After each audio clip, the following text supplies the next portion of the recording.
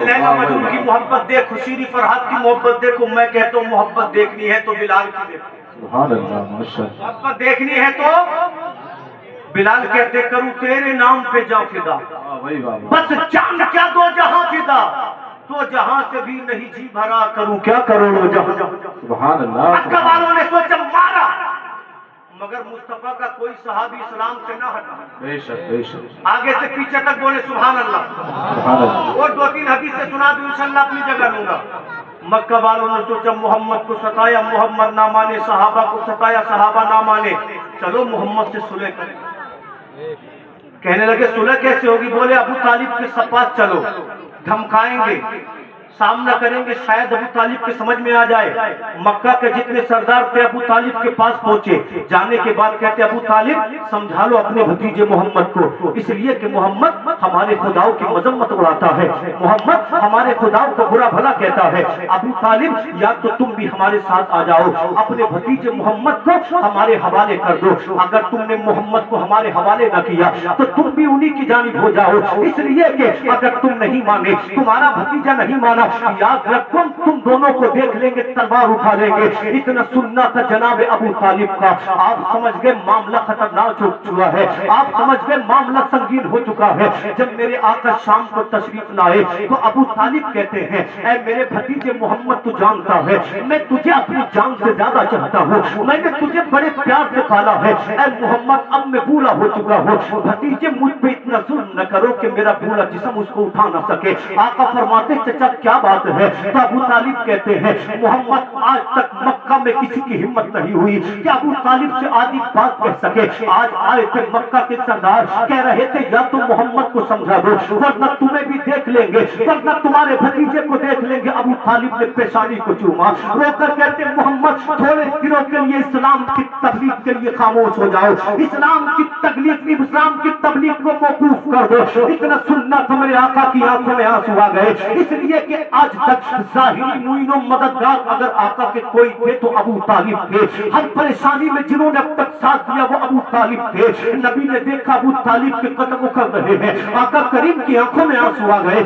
नबी फरमाते मेरे चाचा कह दो इन मक्का के जालिमों से, ये तो मक्का वाले हैं, अगर दुनिया की तमाम शैतानी ताकतें आ जाए मोहम्मद फिर भी कहेगा ला इलाहा इल्लल्लाह। मेरे नबी फरमाते हैं मेरे चाचा कह दो मक्का वालों से एक हाथ में सूरज ला कर रख दे, दूसरे हाथ में चांद ला कर रख दे, मोहम्मद फिर भी कहेगा ला इलाहा इल्लल्लाह। मेरे नबी फरमाते हैं या तो मैं अपने दीन को दुनिया के घर घर तक पहुंचा दूंगा या मजहब इस्लाम पे शहीद हो जाऊंगा। सुन्नियों देखो तो सही, मेरे नबी का दीन चला, अरब से निकला, मिस्र पहुंचा, मिस्र से निकला, फारस पहुंचा, फारस से निकला, पाकिस्तान हिंदुस्तान पहुंचा, श्रीलंका पहुंचा। आज दुनिया का कोई सुनता देख लो, कोई धर्म मिले न मिले मगर नबी का धर्म जरूर मिलेगा, कोई दीन मिले न मिले मगर इस्लाम जरूर मिलेगा, कोई किताब मिले न मिले मगर कुरान जरूर मिलेगा। पता चला हर मुल्क में नबी का दीन जिंदा है, हर कस्बे में नबी का दीन जिंदा है, हर शहर में नबी का दीन जिंदा है। मेरा इमाम तो यूं कहता है मिट गए मिटते हैं, मिट जाएंगे आधा तेरे, ना मिटा है ना मिटेगा कभी चर्चा तेरा। सुभान अल्लाह, सुभान अल्लाह, माशाअल्लाह माशाअल्लाह, बहुत खूब, सुभान अल्लाह। ऐसी बात है तो फिर इस्लाम की तबलीग कर। जब तक अबू तालिब जिंदा है कोई बाल भी का नहीं कर सकता। अबू तालिब ने फरमाया मोहम्मद तक पहुंचने से पहले मेरा मुकाबला कर।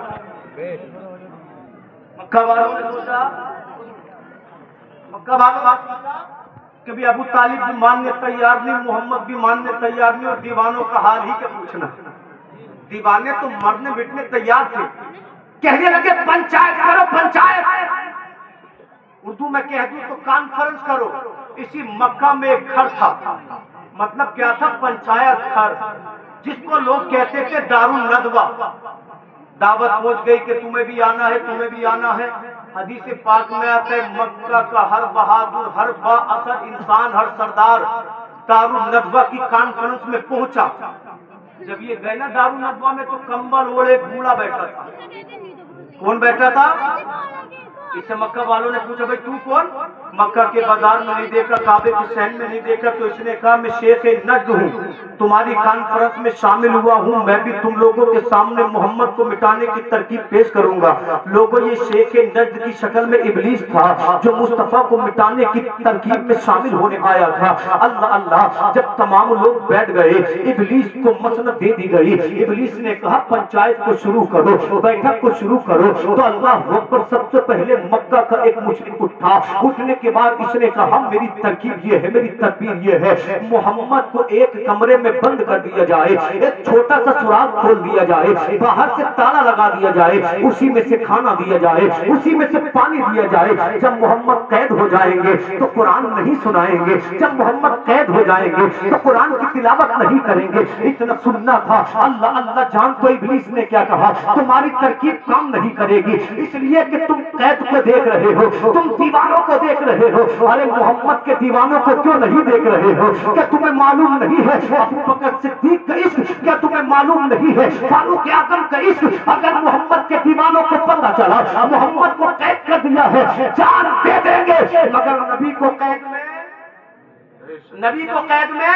नहीं रहने देंगे। अल्लाह अकबर। इब्लीस बोला तेरी तरकीब भी किसी काम की नहीं। उसके बाद अबुल अस्वद रबिया खड़े हुआ, उसने कहा मैं ये चाहता हूँ कि मोहम्मद को मक्का से बदर कर दिया जाए। जब मोहम्मद मक्का में नहीं रहेंगे हम कुरान की तिलावत को सुनने से बच जाएंगे। शैतान कहने लगा लानत है तेरी तरकीब पर, इसलिए कि तुझे मालूम नहीं है अल्लाह ने कैसा असर दिया है मोहम्मद की जबान में। जिससे भी बात करेंगे उसी को अपना दीवाना बना लेंगे, उसी को अपना मस्ताना बना लेंगे, जिससे बात करेंगे वो उनका गुलाम बन जाएगा। इब्लीस बोला तेरी तरकीब भी मुस्तरद की जाती है। उसके बाद नबी का सबसे बड़ा दुश्मन उठा, जिसको दुनिया अबू जहल के नाम से जानती है। अबू जहल ने कहा मेरे जहन में ऐसी तरकीब है जो किसी के जहन में नहीं है। तमाम लोगों के कान खड़े हो गए। अबू जहल ने कहा मैं ये कहना चाहता हूँ मक्का में 40 कबाइल है, हर कबीले से एक नौजवान को इकट्ठा किया जाए जो बहादुर हो, जो शुजा हो, जो तलवार का धनी हो, जो घर को जिगरा रखने वाला हो। फिर ये 40 नौजवान मिलकर मोहम्मद के घर को मुहासरे में ले ले।